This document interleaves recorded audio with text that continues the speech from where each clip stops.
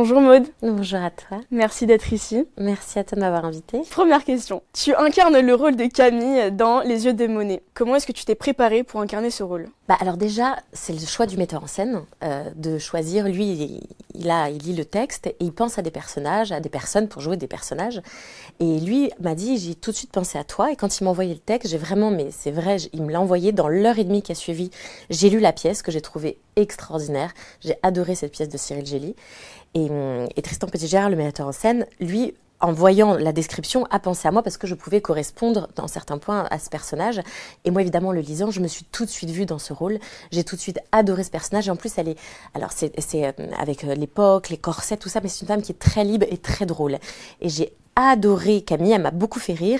Et après, c'est en répétition, le travail et avec notre metteur en scène, Tristan Petit-Gérard, et avec mes partenaires, de créer, de trouver aussi les enjeux et par rapport à l'art, et par rapport à la séduction, et par rapport à l'amour, et par rapport au côté comique, voilà, de s'ajuster entre tout ça, tous ensemble. Donc c'est vraiment pendant les répétitions qu'on trouve et qu'on ajuste, et c'est pour ça que cette période des répétitions est merveilleuse aussi pour créer ce personnage. Du coup, ton parcours théâtral, il est riche avec des pièces classiques et contemporaines. En quoi cette expérience dans Les yeux de Monet se distingue-t-elle de tes rôles précédents ? Alors se distinguer, je pourrais pas dire que c'est une continuité aussi. C'est aussi parce que j'ai fait aussi toutes ces choses-là avant que ça m'a amené à ça, et qu'aussi justement le metteur en scène Tristan Petit-Gérard a pensé à moi pour ce rôle parce qu'il m'avait vu dans d'autres rôles au théâtre et ça a pu lui donner l'idée. Mais c'est vrai que c'est merveilleux aussi de pouvoir passer du théâtre contemporain, de pièces d'époque, classiques. Voilà, c'est quelque chose de très enrichissant et très différent et j'aime faire toutes ces choses très différentes. Tu as aussi joué dans Le Cercle des illusionnistes d'Alexis Michalik qui a remporté 3 Molières. Quelle leçon de cette expérience as-tu appliquée à ton rôle actuel ? Déjà, cette pièce, c'était la première fois que j'ai joué en spectacle aussi longtemps. Le Cercle des illusionnistes, je l'ai joué, d'Alexis, je l'ai joué 550 fois, étalé sur, plusieurs, avec aussi des arrêts, d'autres périodes et tout, d'autres pièces entre-temps. Mais ça apprend aussi à tenir sur la longueur.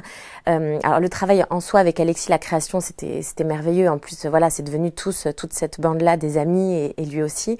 Et j'ai adoré cette période de création et travailler avec lui.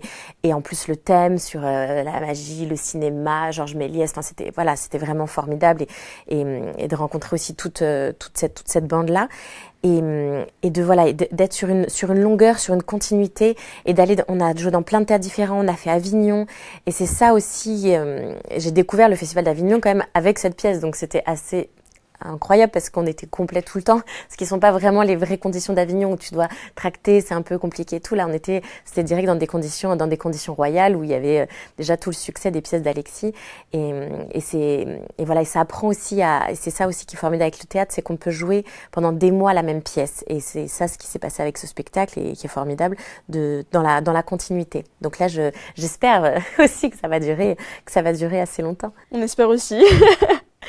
Maud, entre le cinéma, la télévision et le théâtre, tout au long de ta carrière que tu as fait, qu'est-ce qui t'attire particulièrement dans le théâtre ? Alors, le théâtre, c'est vraiment mes premiers amours, si je puis dire. C'est vraiment par là que j'ai commencé. Quand on est enfant, on sait pas du tout ce que c'est. La télévision, on sait pas aussi ce que c'est un tournage, ce que c'est trop ce milieu. Et vraiment le texte, c'est l'amour des textes. Quand on découvre le théâtre, quand on est enfant, c'est les textes. Moi, je savais pas lire, pas écrire, et je connaissais déjà toutes les fables de La Fontaine par cœur. Ma grand-mère m'avait appris ça. Ça m'a donné le goût des textes, le goût de réciter aussi. La poésie, quand j'étais toute petite, c'est ce qui me plaisait. Donc, tout de suite, naturellement, enfant, je me suis orientée vers le théâtre et c'est vraiment il y a quelque chose aussi, l'amour des textes, le partage avec les gens, avec l'équipe, le travail avec un metteur en scène et quelque chose aussi, là pour jouer tous les soirs, de l'ordre du rituel et de l'ordre de rassurant aussi, de retrouver une équipe, de remettre, de recréer, de refaire, de se reconnecter les uns aux autres. Et c'est quelque chose que je trouve assez magique et merveilleux particulièrement dans le travail qu'on fait quand on va jouer au théâtre tout le temps. C'est très très différent des tournages à la télévision et au cinéma où ça n'a absolument rien à voir. C'est vraiment pas le même métier. On est quelque chose en plus de l'instant de créer une scène parfois avec des partenaires qu'on va croiser qu'une seule fois et qu'on va pas revoir. Là au théâtre, on a des mois de préparation avant, on est ensemble, on retravaille tous les soirs ensemble, on recrée avec un texte qui nous anime et qui nous rassemble tous autour de cela. Dans ton rôle dans la série Demain nous appartient, tu t'es fait connaître quand même d'un assez large du public. Comment est-ce que tu gères la transition entre un rôle télévisé régulier et une performance théâtrale intense comme celle-ci ? Alors, c'est vrai que Demain nous appartient et après la télévision en général, c'est assez incroyable, assez formidable. Puis en plus, on voit aujourd'hui avec les réseaux sociaux la petite notoriété que ça apporte, le retour des gens, d'être connus, les gens qui vous suivent, qui aiment vous suivre à la télévision et qui après aussi, ça c'est quelque chose que j'ai remarqué tout de suite, comme je continue à jouer au théâtre, des gens qui viennent au théâtre qui ne seraient pas venus d'habitude et que c'était la première fois qu'ils venaient.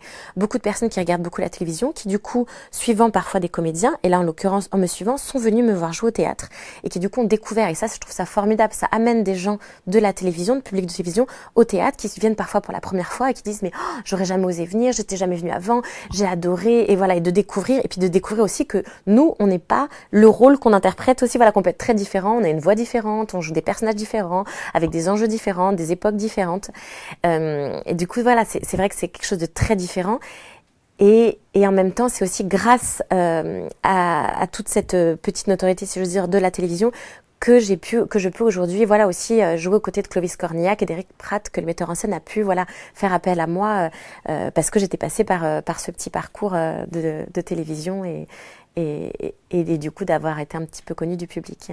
La pièce aborde le thème de la création artistique dans l'adversité. En tant qu'artiste, comment ce thème résonne-t-il avec ta propre expérience ? C'est exactement ça, mais en plus ça aborde, c'est pas que, je pense, artiste, c'est pour tout être humain. Parce que c'est pas que la création artistique, c'est aussi la création de la vie, de retrouver l'envie de vivre, de retrouver l'espoir. Donc évidemment que ça parle aux artistes, cette pièce, mais ça parle à tout le monde parce qu'on a tous dans notre vie, quels que soient nos parcours, quels que soient nos métiers, et des doutes, et des moments aussi de recherche, et d'avoir envie, et d'avoir aussi besoin d'y croire, et de continuer à garder l'espoir. Et alors moi je suis pas artiste, moi je suis plus dans les émotions. Je crée pas, je fais pas de la peinture, de la sculpture, voilà, comme Monet qui lui peint. Donc j'ai pas l'angoisse comme peuvent avoir certains auteurs, l'angoisse de la page blanche, de pas savoir quoi écrire, l'angoisse de la toile blanche là pour Monet. Mais c'est en ça que c'est très beau aussi cette pièce, c'est que ça me parle aussi parce que ça parle à tous de la création, de la recherche et du doute qui peut nous animer encore plus quand on doit créer quelque chose et produire quelque chose qui en plus est lié à une inspiration, et encore faut-il retrouver l'inspiration, tout ça. Et du coup, cette pièce est très touchante, et c'est en ça aussi que j'ai tout de suite été très émue, parce que pour tout être humain, on a besoin, voilà, d'y croire et de retrouver l'espoir, et ça parle de ça, et de retrouver aussi l'amour, et de retrouver le goût de la vie, pas que de la création.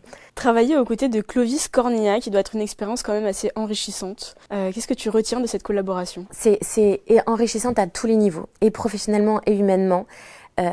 Clovis Cornillac est un comédien évidemment extraordinaire, que moi en plus j'avais découvert au théâtre quand j'étais toute petite. J'avais les cassettes des pièces qui jouaient, j'avais les répétitions parce que j'étudiais ça, et après je l'ai découvert dans des grands films. Et de travailler ensemble au théâtre et de se connaître, déjà voilà, de partager la scène avec lui, avec ce texte, il est possédé, il est incroyable, il touche la grâce, Clovis, il nous emmène tous, et avec Éric Pratt, voilà, ce spectacle tient, lui il est là du début à la fin, et il nous porte dans quelque chose d'assez magique, et à chaque fois de se reconnecter les uns aux autres. Et en plus dans la vie, et ça c'est très important, c'est un homme et en plus un comédien, et ça c'est quand même rare, qui va très bien, un homme qui va bien, qui est heureux, qui va bien, et qui est plein de bonté et de conseils et de bienveillance. Et c'est des conditions de travail complètement idylliques, parce que je suis entourée d'hommes dans ce spectacle, et Éric Pratt, et Clovis Cornillac, et mon metteur en scène, et les directeurs de théâtre, voilà, des hommes qui vont bien et qui sont bienveillants. Et c'est la base pour soit être heureux, être épanoui, être bien, d'être avec des gens qui vont bien. Et du coup, dans le travail, ça apporte une liberté, une confiance. Et Clovis donne cette confiance et donne cette bienveillance. Et c'est une leçon, et dans le jeu, et dans la vie de tous les jours aussi, de pouvoir le voir, pour avoir été un petit peu en promo avec lui, de voir aussi quand on va boire des verres avec les gens, de voir comment il se comporte. C'est humainement quelqu'un de très bien et de très bon, et qui se comporte très bien avec et dans sa famille et dans la vie. Voilà, c'est une leçon à tous les niveaux, et j'ai beaucoup de chance de côtoyer ce grand comédien tous les jours. Dans Les yeux de Monet, on a une histoire qui mêle l'art et la fiction. Comment est-ce que tu as équilibrer la recherche historique et l'interprétation créative de ton rôle? Alors en fait c'est en ça oui que c'est formidable à chaque fois les pièces parce que ça nous amène à nous documenter, à nous intéresser sur des sujets. Évidemment que je connaissais l'œuvre de Claude Monet, évidemment que mais pas à ce point-là. Là vraiment voilà ça nous permet de plonger et voilà c'est ça qui est magique avec chaque rôle qu'on a. On se penche sur des périodes de l'histoire qu'on ne connaissait pas et là évidemment que on est allé en plus à Giverny, on est allé dans la maison de Claude Monet, on est allé voir la cathédrale tous ensemble. Voilà on est nourri de ça. C'est une culture évidemment qui est merveilleuse. En plus, il y a aussi même musicalement parce il y a une musique d'Éric Satie pendant toute la pièce. Donc tout ça nous berce et nous nourrit. Voilà, d'être nourri culturellement, artistiquement, ça nourrit évidemment pour le jeu. Et c'est en ça que c'est formidable d'avoir aussi des pièces qui sont intéressantes et qui élèvent aussi l'âme. Voilà, qui nous nourrissent et culturellement et qui nourrissent l'âme. Maud, tu as quand même une grande diversité de rôles dans ta carrière. Comment est-ce que tu choisis tes projets et qu'est-ce qui a particulièrement attiré ton envie de faire ce projet précis? Alors vraiment la base de tout c'est le texte, c'est l'écriture, surtout pour des projets théâtre, c'est vraiment le texte. Là vraiment quand le metteur en scène Tristan Petit-Gérard m'a envoyé cette pièce, tout de suite, je trouvais tellement beau ce rapport entre ces personnages, le propos, ce qui est dit sur la transmission, sur la recherche, ce trio, comme chaque personnage se complète. C'est vraiment, Cyril Gelli a fait une très très belle pièce et c'est vraiment oui le texte qui oriente à chaque fois pour tous les projets. C'est le sujet. Après évidemment, si en plus le rôle est là vraiment merveilleux et j'ai adoré ce rôle, mais c'est vraiment le texte, c'est la base de tout quoi. Les auteurs et les scénaristes, c'est la base de tout parce qu'après on a beau, même si parfois il y a des metteurs en scène formidables, s'il n'y a pas un bon texte derrière, c'est très dur. C'est comme dit Clovis, c'est une expression que j'ai trouvé ça génial. C'est comme une porte de saloon, sinon ça te revient dans la figure, quoi. S'il y a pas, t'as beau faire tout ce que tu veux, tu te bats contre rien, quoi. S'il y a pas, le texte, c'est la base de tout. Donc à chaque fois, oui, c'est l'amour des textes et le texte qui m'oriente et qui me guide dans mes choix. La pièce se déroule dans un petit espace qui représente l'atelier de Monet. Comment est-ce que cette intimité spatiale a influencé ta performance? Alors c'est vrai qu'en plus ce lieu c'est magnifique, c'est Stéphanie Jarre qui a fait la scénographie et c'est très beau. On y est, rien que d'être dans le décor, vraiment quand on est arrivé, parce qu'on avait répété avant sans les costumes, sans les décors, quand on est arrivé dans ce décor et en plus après avec les costumes, c'est un petit écrin, c'est un bijou. On est dans cette époque, on est dans ce lieu, le moindre détail en plus. Enfin voilà, moi je suis proche de chaque chose, donc on voit les petites dentelles, les petites peintures, tout est un petit écrin. Et évidemment que ça fait partie, ça nous met dans un cocon et ça nous nourrit et visuellement parce qu'en plus la lumière qui va avec nous porte. Donc c'est une chance d'être dans un si beau décor et visuellement c'est magnifique. Même voilà pour les spectateurs c'est très très beau. Le rendu est très joli et nous de l'intérieur on s'y sent bien. Moi je m'y sens vraiment très bien dans ce décor. Ton personnage, Camille, a un pouvoir de séduction assez puissant. Dans la vie, comment est-ce que tu définis ton propre charisme et comment est-ce que tu l'utilises dans ton jeu d'actrice? Alors dans le jeu, c'est génial parce que c'est écrit. On sait à quoi s'attendre, on sait si je puis dire, ce que ça rend chez l'autre. Dans la vraie vie, on sait jamais ça.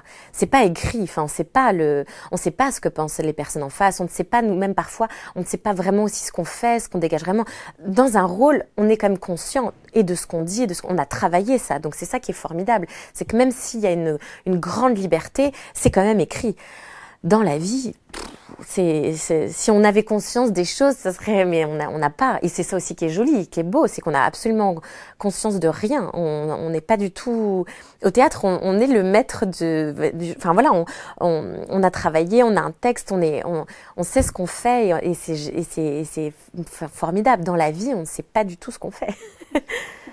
Le métier d'acteur peut être quand même assez émotionnellement exigeant. Est-ce que tu as des rituels ou alors des pratiques personnelles qui te ressourcent entre ces projets? Oui, mais c'est vrai, c'est très juste ce que tu dis. En plus, voilà, suivant les rôles qu'on peut avoir, des rôles parfois on pleure beaucoup, même si évidemment c'est un rôle, on sait qu'après c'est fini, mais ça touche à des choses parce qu'on les vit vraiment, ces émotions, même si c'est un personnage, même si c'est des scènes qu'on n'aurait pas vécues, même si c'est des scènes qu'on n'a pas vécues, et heureusement, on va toucher à des choses, et on ressent vraiment, on pleure pour de vrai, et on ressent les choses pour de vrai, et c'est très important en effet de fermer la page, de faire la part des choses, choses, de nettoyer aussi toutes ces énergies. Moi, je travaille avec un des énergéticiens pour bien aussi se nettoyer de tout ça, faire page blanche et d'aller, voilà, et de déconnecter aussi de tout ça. C'est bien parfois de rien faire aussi, de pas être, voilà, d'avoir du temps. C'est le plus grand luxe d'avoir du temps et de regarder la mer et d'aller se nettoyer. Voilà, l'océan, la mer, ça nettoie aussi beaucoup, je trouve, le soleil, voilà, de se reconnecter aux autres, à d'autres énergies.